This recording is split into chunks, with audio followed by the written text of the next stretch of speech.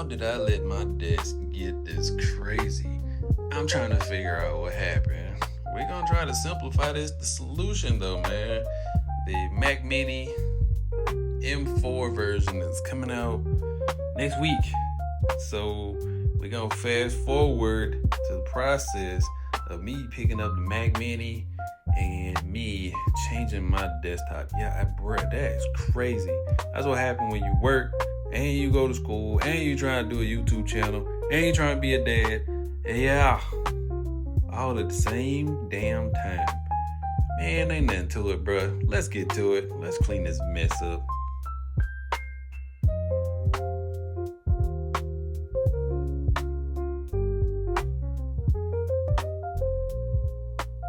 Upon getting this thing out of the box, bruh, I wasn't shocked, but I was thoroughly impressed on how small and compact this thing actually is. Now, it's not the lightest thing ever, but you have to take into the account of what's inside of this thing. This is a full-fledged computer, a powerful computer at that. So does it weigh a little bit? Yes. All right. So let's just address the elephant in the room that every tech YouTuber has decided to leech their little mitts on, right? The fact that the power button is under the bottom of the Mac Mini. Let me ask you this. When's the last time you actually turned your laptop computer off? When was the last time you actually did that? I'll wait.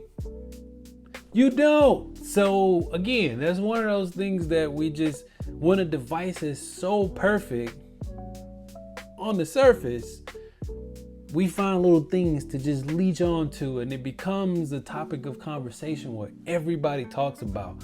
I'm here on the practical side. The last time I actually turned off a device, like shut it down completely, was, I don't know. Back in the days when you had a Windows laptop and you had to turn it off and make sure it was off before you put it in your bag so it doesn't come on and fry your motherboard. There you go. That's the last time that I actually did that. But we're gonna move past that because there's so much more that we can talk about this actual device on why I think it is a steal of a deal and probably Apple's best product on the market right now. Size. Yes, in this day and age, everybody is pressed for time, money, space. Everybody likes to have a clean setup, and I'll tell you right off the rip, I am not a junky person, but for my flow in the office here, my desk was a hot ass mess, and that's just being nice about it. It was a hot mess, but that's cool because when I got the Windows laptop that I had the Asus G14 for 2024. Excellent machine. I had no complaints about that machine at all because I got rid of my MacBook M1 Pro for that one. Okay, yeah, cool. I mean, bruh, it had 32 gigs of memory in it, 1 terabyte of space, the 4060 graphics card in it. What else did it have in it? The Ryzen 9 processor, bro. I had no issues with that at all, but I felt like I needed to come back to Mac. I did. So I came back. I knew the Mac Mini was coming out. I had a Mac Mini before. I think it was the M1. I thought that thing was small. In comparison, yeah, whatever. Okay, so got that. The desk is actually now to a point where I can think. I have space on my desk because I don't have a laptop that's plugged into the monitor, which is a 38-inch monitor, curved monitor. Like, that's already big enough. Then I had a switch, I got speakers, all this other stuff on the desk, and now we're able to play harmoniously and I can actually think. So that's another reason why we are crunched for space, and this provides that. Now, with the iMac also, that's another steal too, because you got the monitor, you got everything built into that, and that's a space saver. Your wireless keyboard, your wireless mouse, that is another one. I strongly considered that one for the family, but yeah, we good on that. And I think they'll be all right with Windows computers for right now. So, space. The next reason is productivity. Again, you could get a last gen Mac Mini. You could do that. Fine. But if you want to future-proof yourself, why not get the current version as it stands right now? And from what I'm seeing online, that it may be upgradable. Future-proof yourself, because the productivity in this thing. All right, so skip all that, right? I rendered a 20 gig file, right? 20 gig file using CapCut, because I don't use any other video processing software, because CapCut allows me to have mobile, Windows, and Mac, and they all play harmoniously, right? So I use CapCut. 20 gig file, rendered at 4K, no other extra stuff. I think MP4, HEVC, 24 frames a second, right? Ran all of that, and the render time on that was sub 3 minutes. So I think it was like 2 minutes and 36 seconds for a 20 gig file, and I think the video length was 11 minutes. Everybody's not doing those type tasks with their Mac Mini. That just goes to show you that this thing is very capable of anything else that you people who don't do that kind of stuff on your computer would be absolutely fine with. Email browsing, watching videos, doing some light video processing, doing some light photo edits, FaceTime, things like that, that you have your iPhone with the continuity set up. You can have a whole build out here for $600, and you don't have to worry about anything, because I'm sure everybody has a monitor and a keyboard laying around. And if you don't, you can spend, I don't know, maybe we'll stick under $1,000, and you can have a whole setup, and it'll get you done with everything that you need. So, man, I haven't done a lot of thorough testing on the Mac Mini, because there's plenty of that stuff out there on YouTube. But what I have done is set mine up, plugged it into this HP Omen monitor, and I can tell you what, it made my monitor come to life. Because before, I would have to set it to 60 hertz. I had to scale it down to, man, it was rough.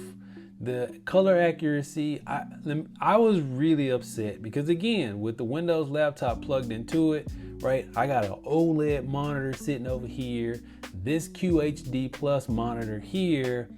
I wasn't looking for color to color accuracy, but on some of my videos, you can tell I was using the HP to, grade my videos, and when I was color grading, and it was all off. So now I plugged the Mac Mini into this thing, and bruh, I'm so happy about that. That made my purchase 100%. I can watch my videos, I can do my edits, and I know what I edited at because of the color accuracy.